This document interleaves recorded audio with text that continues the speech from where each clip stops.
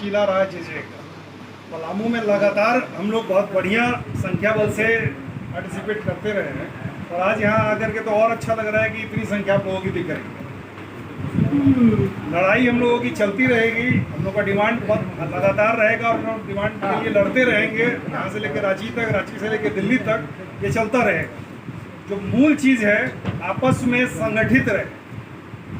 तो भाई जी ने जो कहा अभी कि हम लोग मेढक है, मेडल के सामने बोला कि हम लोग मेढक के लड़ते रहते हैं। ठीक है, मेढक हैं, एक दूसरे का टांग खींचते रहेंगे, ये चला आ रहा है और चलता रहेगा, ये ख़त्म भी नहीं होना। लेकिन एक मूल चीज़ जो है वो ये है कि जब तक हम अपना संगठन अपने आप को संगठित रूप में रख के नहीं चलाएंगे, नहीं चलेंगे, जब तक ये हम लोग अपना ताकत नहीं दिखाएंगे तब तक कहीं से कुछ नहीं मिलने वाला। रांची में आप लोग जब जाते होंगे तो देखते होंगे कि रांची प्रेस क्लब इतना सुंदर, इतना खूबसूरत बिल्डिंग मिला। भाजपा के शासनकाल में, रघुवर जी के समय में वो बिल्डिंग हम लोग को मिला, बहुत कम समय में बन के 6 करोड़ की बिल्डिंग मिली। पूरे प्रदेश में कई जगहों पे ये बिल्डिंग बन रहा है और निश्चित तौर पे मैडम जब सपोर्ट कर रही हैं तो यहाँ पे भी जल्दी ही 5-7 करोड़ का बिल्डिंग बन जाएगा। लेकिन सवाल ये है कि क्या उस बिल्डिंग को हम लोग ठीक से रख पाएंगे? अगर आपस में हम एकता में नहीं रहेंगे तो बहुत दिक्कत है भाई।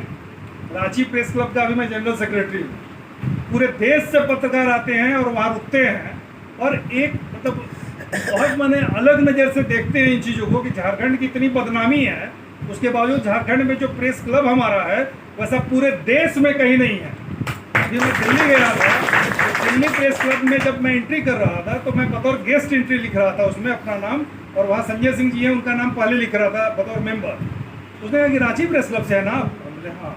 बोले तो आपको यहाँ पे बतौर मेंबर एंट्री मिलेगी क्योंकि आप रांची प्रेस क्लब के हैं। और इतना मैंने वो लोग खुश था, वहाँ के पदाधिकारी भी और वहाँ के एम्प्लॉय भी, कि आपके यहाँ 14 कमरे हैं रहने के लिए, हम लोग के दिल्ली में तो एक भी कमरा नहीं है। तो ये सब चीज़ होता कैसे है, ये कैसे मिला हम लोगों को? रांची में जो पत्रकार हैं तमाम गतिरोध के बावजूद आपस में एक होकर के और ये डिमांड गवर्नर साहब के पास, मुख्यमंत्री जी जो भी रहे उनके पास करते रहे और एक समय करीब करीब ये 9 से लड़ते लड़ते 17 में जाके वो बिल्डिंग हम लोगों को मिली।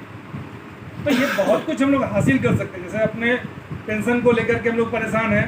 क्या आप लोगों को मालूम है कि जो अपने वरिष्ठ पत्रकार हैं 60 साल जिनका पूरा हो चुका है उनको पेंशन का यहाँ पे रघुवर जी के समय में पास हुआ था 2019 में।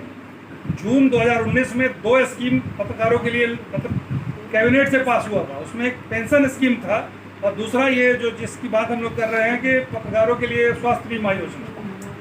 दुर्भाग्य है कि ये पिछले 6 साल में 2019 से लेकर 2025